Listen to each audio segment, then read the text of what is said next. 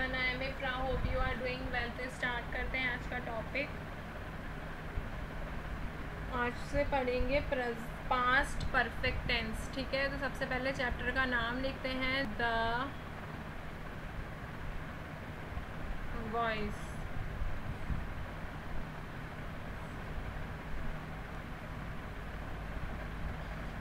जिसमें कि टेंस कौन सा पढ़ेंगे आज? पास्ट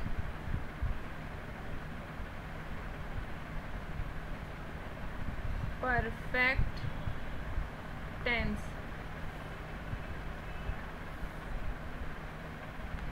अगर नॉर्मली देखें पास्ट परफेक्ट टेंस का स्ट्रक्चर कैसे रहता है, तो subject plus had plus verb की थर्ड फॉर्म प्लस ऑब्जेक्ट। तो क्या यूज़ हो रहा है इसमें? वर्ब की थर्ड फॉर्म का यूज़ होता है और हेल्पिंग वर्ब हेड का यूज़ होता है। ठीक है, छोटा सा स्ट्रक्चर है, बट अभी हम बात किसकी करेंगे? वॉइस की बात करेंगे कि एक्टिव वॉइस में पास्ट परफेक्ट टेंस का स्ट्रक्चर कैसे रहता है, सेंटेंसेस कैसे रहते हैं, और पैसिव वॉइस में पास्ट परफेक्ट टेंस का स्ट्रक्चर और सेंटेंसेस कैसे रहते हैं। तो स्टार्ट करते हैं। सबसे पहले बात करते हैं एक्टिव वॉइस।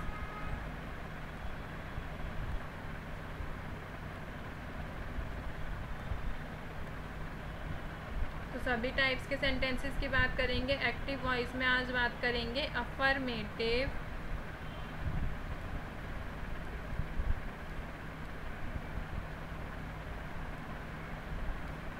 सेंटेंसेस।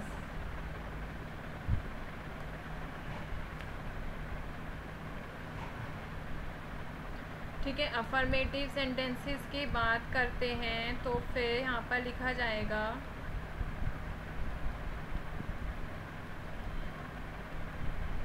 सबसे पहले स्ट्रक्चर। तो एक्टिव वॉइस का स्ट्रक्चर कैसे रहता है? Subject plus had plus verb की third form plus object. Active voice का स्ट्रक्चर रहता है same past perfect tense. Tense में जैसे स्ट्रक्चर रहता है वैसे ही एक्टिव वॉइस में भी स्ट्रक्चर रहता है।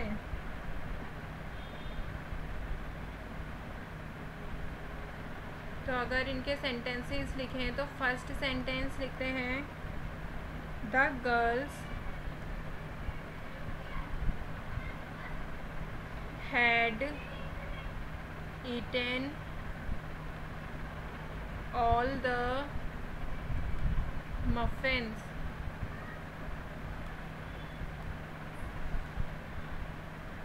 तो ये क्या कह रहा है कि लड़कियां सभी मफिन्स खा चुकी थी। ठीक है, पास्ट की बात हो रही है, एक्शन कंप्लीट हो गया है। सेकंड सेंटेंस देखते हैं, जैसे कि the teacher had called the rolls। कि टीचर्स रोल्स को बुला चुके थे। थर्ड सेंटेंस देखते हैं, जैसे कि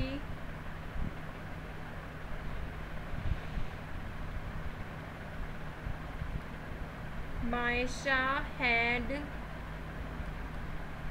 cleaned the floor. Maysha floor साफ कर चुकी थी। फोर्थ सेंटेंस देखते हैं, she had solved the doubt. वह डाउट क्लियर कर चुकी थी। ठीक है, तो ये चार सेंटेंस देखे हमने किसके? अफर्मेटिव सेंटेंस के। देखिए स्ट्रक्चर सब्जेक्ट हेड वर्ब की वर्ब की थर्ड फॉर्म और ऑब्जेक्ट। सब्जेक्ट देखिए सब में सब्जेक्ट है, फिर हेड यूज़ हुआ है, फिर वर्ब की थर्ड फॉर्म है। ये क्या है, यहाँ पे लिख भी देती हूँ, वर्ब की थर्ड फॉर्म का यूज़ हुआ है, फिर ऑब्जेक्ट है ये। ठीक है, एक्टिव वॉइस तो आई होप आपको क्लियर हो गया होगा, क्योंकि टेंस अगर जिसने पढ़ा है तो उसे एक ही बार में समझ आ जाएगा कि स्ट्रक्चर सेम है, तो सेंटेंस भी सभी वैसे ही बनेंगे। अभी बात करते हैं पैसिव वॉइस की।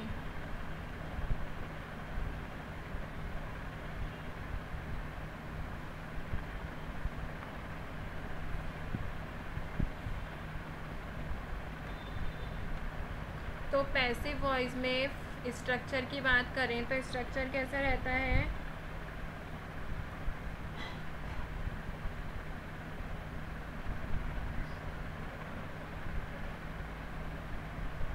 Object plus had been plus verb की third form plus by plus subject. तो ये स्ट्रक्चर किसका है, पैसिव वॉइस का पास्ट परफेक्ट टेंस में, ठीक है। ऑब्जेक्ट हैड बीन वर्ब की थर्ड फॉर्म बाय सब्जेक्ट। जो हैड है ये सिंगुलर के साथ भी होता है प्लूरल के साथ भी, ऐसे ही आपने देखा था हैड इसमें सब्जेक्ट के बाद आया था कि सब्जेक्ट सिंगुलर हो प्लूरल हो सबके साथ हैड का यूज़ होता ही होता है,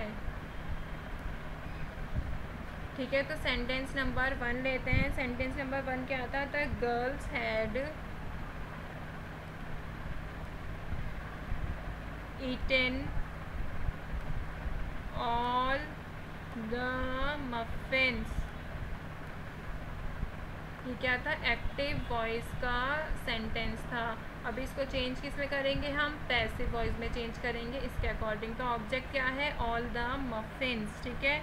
all the muffins had been eaten, verb की फॉर्म सेम ही है, इसमें भी थर्ड फॉर्म यूज़ हुई थी, इसमें भी थर्ड फॉर्म। फिर बाय द गर्ल्स की लड़कियों के द्वारा सभी मफिन खा लिए गए थे, ठीक है, खा चुके थे कौन, लड़कियाँ। तो क्या था, पैसिव वॉइस। सेकंड सेंटेंस क्या था, the teacher had called the rolls.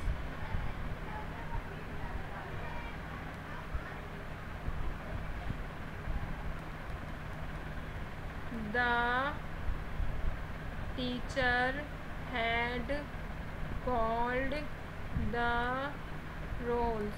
ये क्या है, एक्टिव वॉइस का सेंटेंस है ये, ठीक है। तो इसको चेंज किस में करेंगे, पैसिव वॉइस में। तो यहाँ पे देखिए वर्ब की थर्ड फॉर्म के बाद क्या है, ऑब्जेक्ट। तो ऑब्जेक्ट क्या हो गया, the rolls had been called by the teacher. ये तो बहुत ईजी है, अफर्मेटिव वाला पास्ट परफेक्ट में। तो क्या बन गया, पैसिव वॉइस बन गया। देखिए जहाँ पे ऑब्जेक्ट था उसको यहाँ पे जाके सब्जेक्ट बना दिया। हैड है, हैड के बाद बस क्या लगाना है, बीन। वर्ब की फॉर्म भी सेम ही रहेगी। फिर जो यहाँ पे सब्जेक्ट था उसको क्या बना देंगे, यहाँ पे ऑब्जेक्ट बना देंगे, ठीक है। थर्ड सेंटेंस लिखते हैं,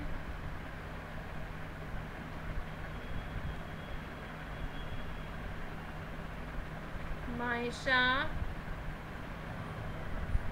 हैड क्लीन्ड द फ्लोर, कि मायशा फ्लोर साफ कर चुकी थी। ये किसका सेंटेंस है, एक्टिव वॉइस का, कि सब्जेक्ट है, हेड है, फिर वर्ब की थर्ड फॉर्म है, फिर ऑब्जेक्ट है, ठीक है। एक्टिव वॉइस का तो स्ट्रक्चर है ये।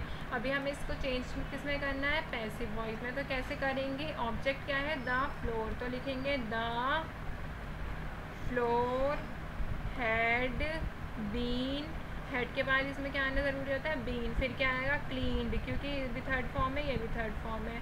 एक्टिव में भी थर्ड फॉर्म का यूज़ होता है, पैसिव वॉइस में भी, पास्ट परफेक्ट में, ठीक है।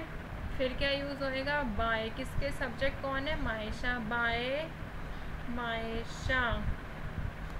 तो इसका ऑब्जेक्ट सब्जेक्ट बन गया, इसका सब्जेक्ट ऑब्जेक्ट बन गया, ठीक है। ये बन गया पैसिव वॉइस। एक लास्ट सेंटेंस और देखते हैं, फोर्थ था, she had solved the doubt। तो ये एग्जाम्पल किसका था, एक्टिव वॉइस का, कि वह डाउट क्लियर या मतलब सॉल्व कर चुकी थी, ठीक है। लड़की की बात हो रही है। इसको हमें चेंज किस में करना है, पैसिव वॉइस में। तो यहाँ पे वर्ब क्या है, वर्ब की थर्ड फॉर्म क्या है, सॉल्व, और ऑब्जेक्ट क्या है, द डाउट। तो सबसे पहले किस पे फोकस करना है, ऑब्जेक्ट पे। तो क्या लिखेंगे, द डाउट हैड, हेड के बाद क्या ज़रूरी था, बीन, बीन के बाद क्या था, वर्ब की थर्ड फॉर्म जो कि है सॉल्व्ड बाय। तो सब्जेक्ट क्या है, शी, इसको क्या बना देंगे, हर, तो ये क्या बन गया, पैसिव वॉइस में चेंज हो गया है ये, ठीक है, कि ऑब्जेक्ट हैड बीन वर्ब की थर्ड फॉर्म, फिर आ गया सब्जेक्ट। तो यहाँ पर इसके दोनों सेंटेंसेस के स्ट्रक्चर लिखते हैं, एक्टिव वॉइस भी और पैसिव वॉइस में भी। तो क्या है ये, past perfect tense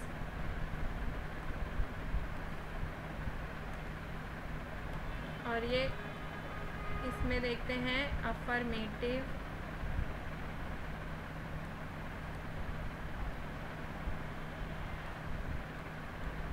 sentences.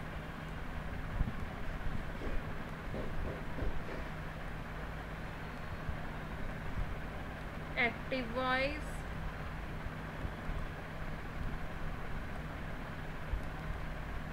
Passive voice, ठीक है।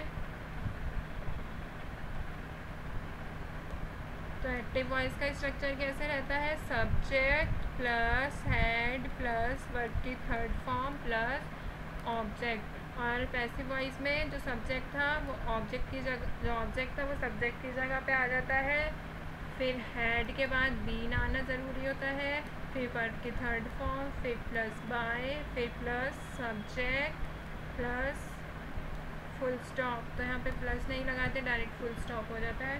तो यहाँ पर होता है टॉपिक कंप्लीट। मिलते हैं नेक्स्ट वीडियो में। Stay tuned and thank you.